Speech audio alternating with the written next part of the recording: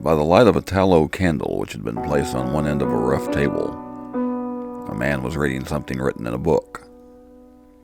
It was an old account book, greatly worn, and the writing was not apparently very legible, for the man sometimes held the page close to the flame of the candle to get a stronger light upon it. The shadow of the book would then throw into obscurity a half of the room, darkening a number of faces and figures, for besides the reader, 8 other men were present. 7 of them sat against the rough log walls, silent and motionless, and the room being small, not very far from the table. By extending an arm, one of them could have touched the 8th man, who lay on the table, face upward, partly covered by a sheet, his arms at his sides. He was dead. The man with the book was not reading aloud, and no one spoke. All seemed to be waiting for something to occur. The dead man only was without expectation. From the bland darkness outside came in, through the aperture that served as a window, all the unfamiliar noises of night in the wilderness. The long, nameless note of a distant coyote, the stilly pulsing thrill of tireless insects and trees, strange cries of night birds, so different from those of the birds of the day, the drone of great blundering beetles, and all that mysterious chorus of small sounds that seem always to have been but half heard when they have suddenly ceased, as if conscious of indiscretion. Its members were not overmuch addicted to idle interests and matters of no practical importance. That was obvious in every line of their rugged faces, obvious even in the dim light of the single candle. They were evidently men of the vicinity, farmers and woodsmen. The person reading was a trifle different. One would have said of him that he was of the world, worldly, albeit there was that in his attire which attested a certain fellowship with the organisms of his environment. His coat would hardly have passed muster in San Francisco. His footgear was not of urban origin, and the hat that lay by him on the floor, he was the only one uncovered, was such that if one had considered it as an article of mere personal adornment, he would have missed its meaning. In countenance, the man was rather prepossessing, with just a hint of sternness, though that he may have assumed or cultivated as appropriate to one in authority, for he was a coroner. It was by virtue of his office that he had possession of the book in which he was reading. It had been found among the dead man's effects, in his cabin, where the inquest was now taking place. When the coroner had finished reading, he put the book in his breast pocket. At that moment the door was pushed open and a young man entered. He clearly was not of mountain birth and breeding. He was clad as those who dwell in cities. His clothing was dusty, however, as from travel. He had in fact been riding hard to attend the inquest. The coroner nodded. No one else greeted him. "We have waited for you," said the coroner. "It is necessary to have done with this business tonight." The young man smiled. "I am sorry to have kept you. I went away not to evade your summons, but to post to my newspaper an account of what I suppose I am called back to relate." The coroner smiled. "The account that you posted to your newspaper," he said, "differs probably from that which you will give here under oath." "That," replied the other, rather hotly with a visible flush, "is as you choose. I used manifold paper, and have a copy of what I sent. It was not written as news, for it is incredible, but as fiction. It may go as part of my testimony under oath." "But you say it is incredible." "That is nothing to you, sir, if I also swear that it is true." The coroner was apparently not greatly affected by the young man's manifest resentment. He was silent for some moments, his eyes upon the floor. The men about the sides of the cabin talked in whispers, but seldom withdrew their gaze from the face of the corpse. Presently the coroner lifted his eyes and said, "We will resume the inquest." The men removed their hats. The witness was sworn. "What is your name?" the coroner asked. "William Harker." "Age?" 27. "You knew the deceased, Hugh Morgan?" "Yes." "You were with him when he died?" near him. How did that happen? Your presence, I mean. I was visiting him at this place to shoot and fish. A part of my purpose, however, was to study him and his odd, solitary way of life. He seemed a good model for a character in fiction. I sometimes write stories. I sometimes read them. Thank you. Stories in general, not yours. Some of the jurors laughed. Against the somber background, humor shows highlights. Soldiers in the intervals of battle laugh easily, and a jest in the death chamber conquers by surprise. Relate the circumstances of this man's death, said the coroner. You may use any notes or memoranda you please.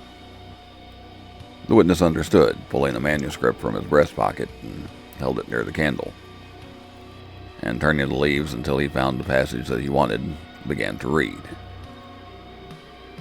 The sun had hardly risen when we left the house. We were looking for quail, each with a shotgun, but we only had one dog. Morgan said that our best ground was beyond a certain ridge that he pointed out, and we crossed it by a trail through the chaparral. On the other side was comparatively level ground, thickly covered with wild oats. As we emerged from the chaparral, Morgan was but a few yards in advance. Suddenly, we heard, at a little distance to our right, and partly in front, a noise as of some animal thrashing about in the bushes, which we could see were violently agitated. We started a deer, I said. I wish we had brought a rifle. Morgan, who had stopped and was intently watching the agitated chaparral, said nothing, but had cocked both barrels of his gun and was holding it in readiness to aim. I thought him a trifle excited, which surprised me, for he had a reputation for exceptional coolness, even in moments of sudden and imminent peril. Oh, come, I said. You're not going to fill up a deer with quail shot, are you? Still, he did not reply, but catching a sight of his face as he turned it slightly toward me, I was struck by the pallor of it. Then I understood that we had serious business on our hand, and my first conjecture was that we had jumped a grizzly. I advanced to Morgan's side, cocking my piece as I moved. The bushes were now quiet, and the sounds had ceased, but Morgan was as attentive to the place as before.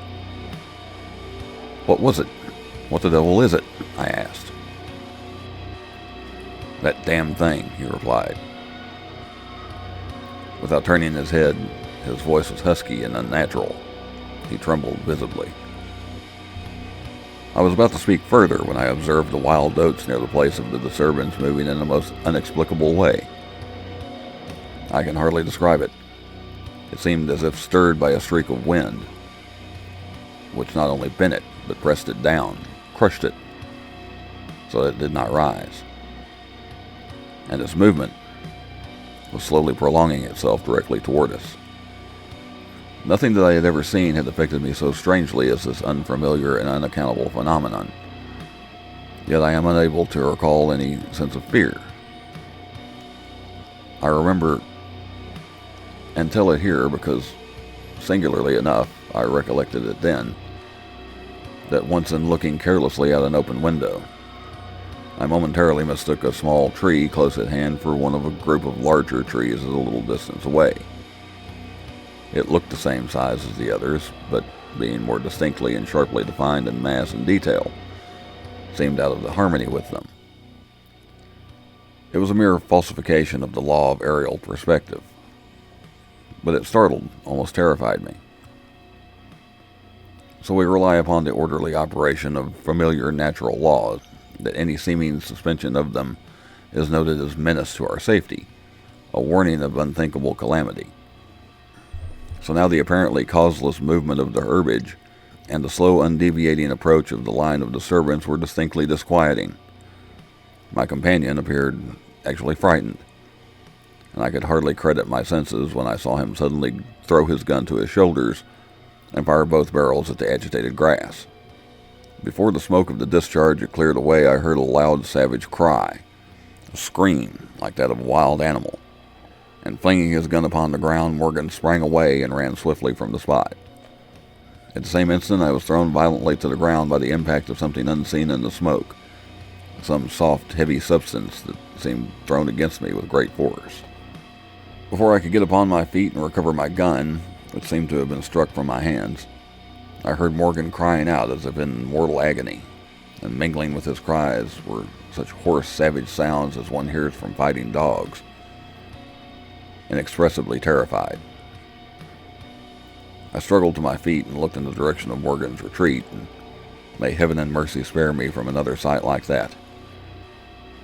At a distance of less than 30 yards was my friend, down upon one knee, his head thrown back at a frightful angle, hatless, his long hair in disorder, and his whole body in violent movement from side to side, backward and forward.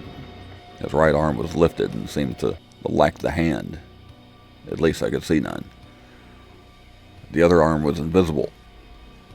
At times, as my memory now reports this extraordinary scene, I could discern part of his body. It was as if he had been partly blotted out. I cannot otherwise express it. Then his shifting of his position would bring it all into view again. All this must have occurred within a few seconds, yet in that time, Morgan assumed all the postures of a determined wrestler vanquished by superior weight and strength. I saw nothing but him, and him not always distinctly. During the entire incident, his shouts and curses were heard, as if through an enveloping uproar of such sounds of rage and fury as I had never heard from the throat of a man or brute. For a moment only I stood irresolute. Then, throwing down my gun, I ran forward to my friend's assistance. I had a vague belief that he was suffering from a fit or some form of convulsion. Before I could reach his side, he was down and quiet. All sounds had ceased, but with a feeling of such terror as even these awful events had not inspired. I now saw the same mysterious movement of the wild does prolonging itself from the trampled area about the prostrate man toward the edge of the wood. It was only when it had reached the wood that I was able to withdraw my eyes and look at my companion. He was dead. The coroner rose from his seat and stood beside the dead man. Lifting an edge of the sheet, he pulled it away, exposing the entire body, altogether naked, showing in the candlelight a clay-like yellow. It had, however, broad maculations of bluish black, obviously caused by extravasated blood from contusions. The chest and sides looked as if they had been beaten with a bludgeon. There were dreadful lacerations. The skin was torn in strips and shreds. The coroner moved round to the end of the table and undid a silk handkerchief, which had been passed under the chin and knotted at the top of the head. When the handkerchief was drawn away, it exposed what had been the throat. Some of the jurors who had risen to get a better view repented their curiosity and turned away their faces. Witness Harker went to the open window and leaned out across the sill, faint and sick. Dropping the handkerchief upon the dead man's neck, the coroner stepped to an angle of the room and from a pile of clothing produced one garment after another, each of which he held up for a moment for inspection. All were torn and stiff with blood. The jurors did not make a closer inspection. They seemed rather uninterested. They had in truth seen all this before, the only thing that was new to them being Harker's testimony. "Gentlemen," the coroner said, "we have no more evidence, I think. Your duty has been already explained to you. If there is nothing you wish to ask, you may go outside and consider your verdict." The foreman rose, a tall, bearded man of 60, coarsely clad. "I should like to ask one question, Mr. Coroner," he said. "What asylum did this your last witness escape from?" "Mr. Harker," said the coroner gravely and tranquilly, "from what asylum did you last escape?" Harker flushed crimson again, but said nothing, and the 7 jurors rose and solemnly filed out of the cabin. "If you have done insulting me, sir," said Harker, as soon as he and the officer were left alone with the dead man, "I suppose I am at liberty to go." "Yes." Harker started to leave, but paused with his hand on the door latch. The habit of his profession was strong in him. Stronger than his sense of personal dignity, he turned about and said, The book that you have there, I recognize it as Morgan's diary. You seem greatly interested in it. You read in it while I was testifying. May I see it? The public would like... The book will cut no figure in this matter, replied the official, slipping it into his coat pocket. All the entries in it were made before the writer's death. As Harker passed out of the house, the jury re-entered and stood about the table on which the now covered corpse showed under the sheet with sharp definition.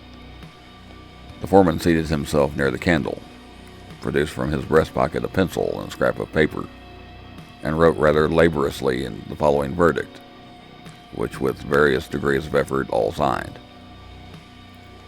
We, the jury, do find that the remains come to their death at the hands of a mountain lion, but some of us thinks, all the same, they had fits. In the diary of the late Hugh Morgan are certain interesting entries having, possibly, a scientific value as suggestions. At the inquest upon his body, the book was not put in evidence.